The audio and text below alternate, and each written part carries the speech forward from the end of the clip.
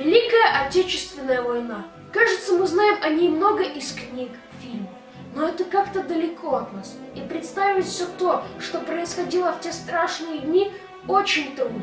Моя семья большая и дружная. От бабушек и дедушек я узнаю историю моих прадедов. Мой прадед со стороны отца, Небарака Иван Евдокимович, застал войну в городском поселке Сурыш, в котором он работал председателем сельского совета. В тот же день вернулся пешком в Витебск. 3 раза прадедушка был в немецком окружении, 3 раза прорывался из него. В 1943 году прадедушка принимал участие в битве на Курской дуге.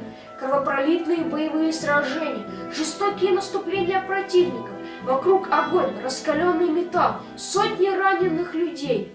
За доли секунды от смерти пришла военная подмога советской армии, благодаря чему прадедушка продолжил свой путь к великой победе. По земле Витебщины шел недалеко от городка, потом участвовал в освобождении Полоцка, войну окончил на берегу Балтийского моря. После прошел переподготовку и командовал артиллерийской бригадой. Моя прабабушка Мария Шарипова вела активную подпольную работу, воевала в бригаде батьки Миная, проводила агитационную деятельность. Она участвовала в боях, за что получила множество медалей за смелость и мужество. Свидетельство тому ее упоминание в книге «Орлиное племя». Я всегда думаю,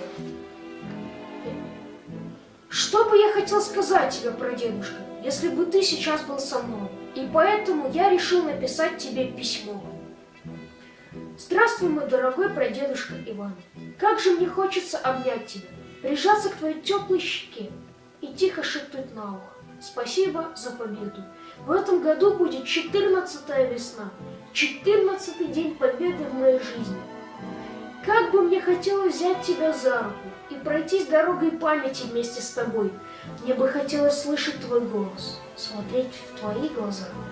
А вечером обязательно сев рядом с тобой, слушать твои воспоминания. Воспоминания о том, как ты со своими боевыми товарищами день за днем прибежал такую важную и долгожданную победу. Знаешь, прадедушка, мне хочется постоянно говорить тебе спасибо за мир. Спасибо за то, что я могу любоваться красотой нашей Беларуси. Спасибо, что живу я, мои родители. Ведь это благодаря вам, солдатам с той кровопролитной войны, мы обязательно обязаны жизнью. Я хочу, чтобы ты знал, вы все для нас герои. Ты мой герой. Я горжусь тобой.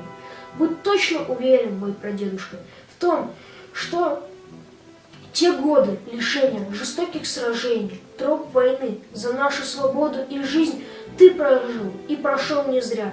И глядя с высоких поднебесных далей, ты будешь гордиться и мной. С любовью и уважением, твой правнук Алексей Небараков.